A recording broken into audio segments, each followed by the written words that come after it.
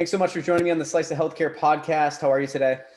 I'm doing well. Thanks for having me. Absolutely. Yeah, I'm excited to have you on the podcast. I know we were chatting a little bit about your company, and you gave me a good tidbit of information, but I think we should just dive right into it. If you could tell the audience about your background, I think they'd appreciate it. Yeah, absolutely. So my name is Kristina Saffran. I'm the co-founder and CEO of Equip. I have been working in the eating disorder field for basically my whole entire life. I think it's helpful to frame kind of what are eating disorders, why is this important? So just at a high level, 30 million Americans suffer with an eating disorder at some point in their lives. It's 5 million over the course of any year. They have the second highest mortality rate of all mental illnesses, largely driven by the high suicide rate in the population.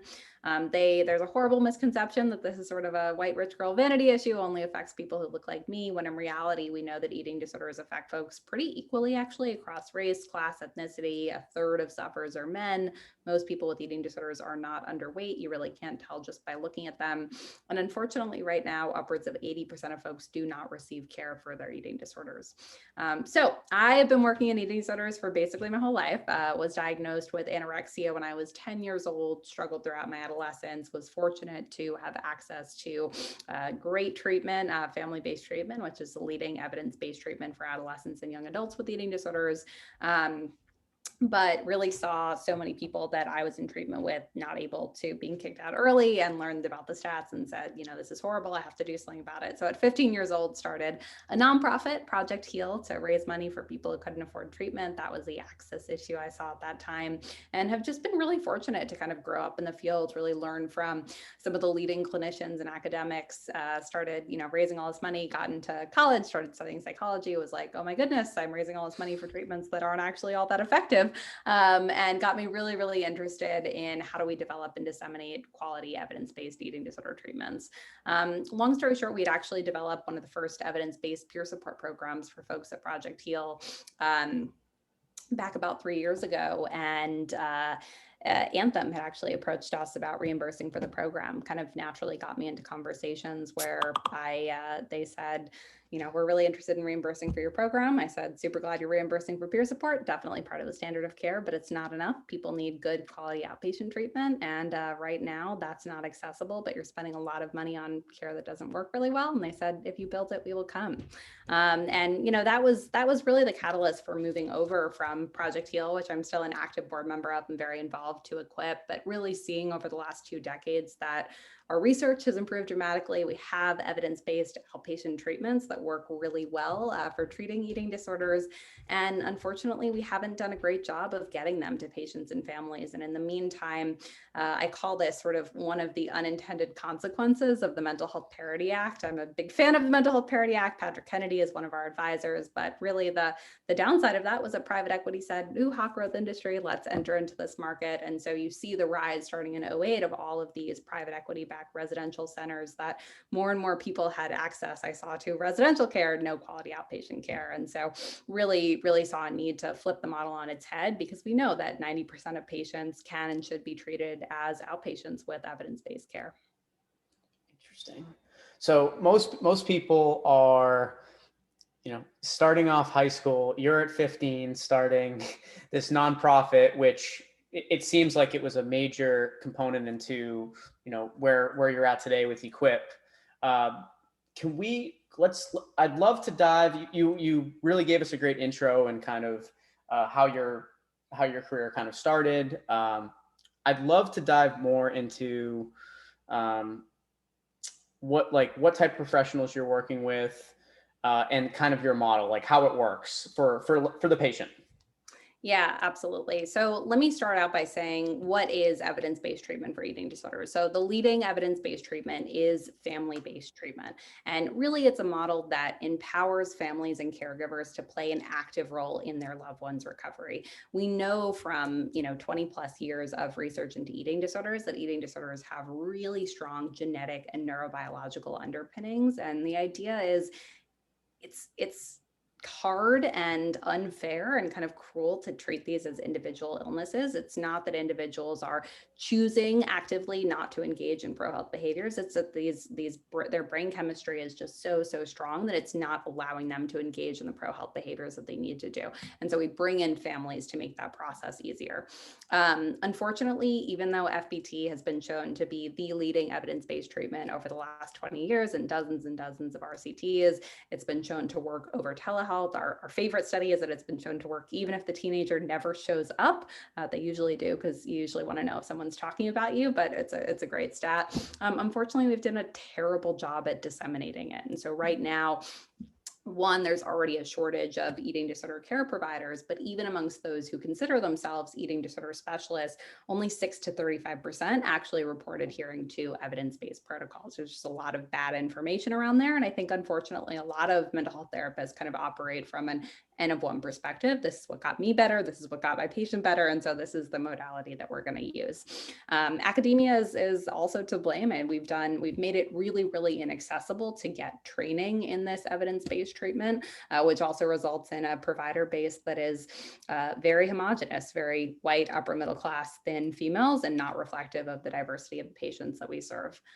Beyond that, you really need a multidisciplinary care team, right? So at the very least, kind of a therapist, a dietitian, and a medical doctor. These have strong medical complications, and eating disorders have the second highest mortality rate of all mental illnesses. You really do need that coordinated care team.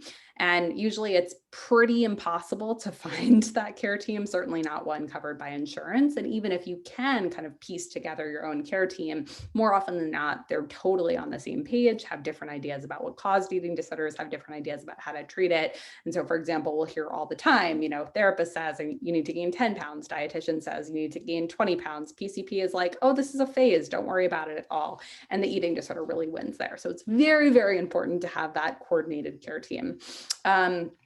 Also, outcomes tracking, incredibly important. Eating disorders are an area that lend themselves pretty well to some great metrics, weight obviously being one of them. It's quite easy to measure, but we also have symptom inventories like binging, purging, overexercising that we should really be looking at. And unfortunately, right now, the field and kind of the field of mental health in general has done a really bad job at looking at outcomes and utilizing those outcomes to inform our care. So we basically said, how can we take, all of those components, and with all the pieces of the pie have been baked, the evidence has been baked for the last 20 years, how do we really put them together into one platform for our patients? And so with all that, our model at Equip is partnering with health insurance companies. Access is really at the core of our mission, making this accessible to patients and their families. And we build families a fully virtual 5-person care team. Consists of a therapist, a dietitian, an MD. We can do both monitoring for medical stability and also prescribing of psychiatric medications. And then my favorite part, I'm biased, but a peer mentor, so somebody who's been in a strong and active recovery from their own eating disorder for at least 2 years, and a family mentor, so somebody who's helped their loved one through the recovery process. And this is so important because I'll often describe my own recovery process as active. After I got out of the hospital, I spent my entire freshman year in and out of hospitals. I described my recovery process after that as like actively hating myself for an entire year and still having to do the very thing that I feared most every day, multiple times a day. Beyond that, people still told me, and this is really common, oh, this isn't something you get better from. This is something that will always be with you. And it's incredibly hard. It's one of those illnesses where recovery is ambivalent at best. You have anxiety, of depression, you want them gone, but an eating disorder, a core part of it really is that you want to hold on to it. And so just the simple act of having someone who's like, I've been there, I get it, this sucks, I understand, and keep going, it's possible, it's worth it, is so simple and yet so invaluable in keeping folks engaged in treatment. And it's the same for the parents. I mean, this is a really large task for parents to do. We're often asking them to gain a pound a week, which is kind of gold standard in residential or inpatient centers and what we really strive for at Equip. We often need to feed adolescents 3,500 to 4,000 calories a day, every single day, while the adolescent, the eating disorder is screaming at you the entire time. And so It's a lot of hard work. I remember many, many times when I was going through this, many, many days in a row, where I would throw food at my mom, pull her hair. I mean, the eating disorder really comes out. And so to have someone like my mom who's like, I get it, and this is what happened with Kristina, and she did all these things, and keep going. It's possible. It's worth it. Really reinforcing that message really keeps our families engaged in treatment. If we can circle back for just 1 second too, thank you for sharing that. I want to point out, so you said that one of your favorite parts was the peer mentor. Why is that? Yeah, I think for the points that I mentioned, that like eating disorder recovery is really, really, really hard. And, you know, these illnesses, we call them egosyntonic illnesses because a core part of them is that you don't actively want to get better and you want to keep the eating disorder around. And I think just a lot of people have never met anybody who's recovered in their entire lives. They've met a lot of other sick patients in treatment, but has never met somebody who's really gone through it. And the way that I used to think about it when my doctor said, you know, Kristina, you're never going to recover from this. I'm like, well, why would I do all the hard work of going through the recovery process then, right? If it's not even possible, then why am I doing all this hard work? So it really does keep folks engaged in treatment. It's really cool for me to see, you know, people begin to light up when they see, oh wait, it's possible to get better from this. This is somebody who's been in my shoes, who really understands what I'm going through, and yet is there on the other side, showing me that this really can be done, and the work is not only possible but really, really worth it. Interesting. That makes total sense though. Just like anything, right? Like you want to be a good CEO, you find a CEO mentor that's been there, done that, and you learn from them. And you're right. I can't see why this would be any different than a situation like that.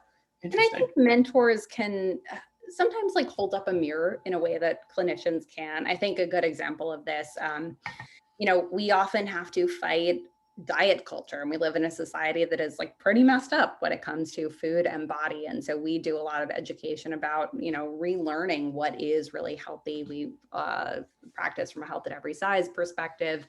And so we've had, you know, parent conversations where parent mentors can say, hey mom, like what message is it sending to your daughter when you're feeding her fettuccine alfredo and you're sitting down with like a green side salad? I've been there too. I've been through this. I've had to like confront a lot of my own demons, but let's talk about that, right? That message really goes over better from a family mentor. Where can people learn more, I guess, about you and Equip?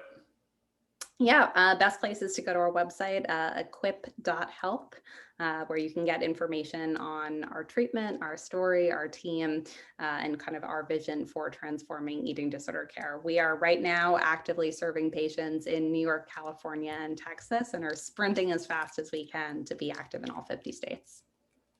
Perfect. At least you have those are some of the main states though, the largest. They're big yeah. states, yeah. Somewhere to start.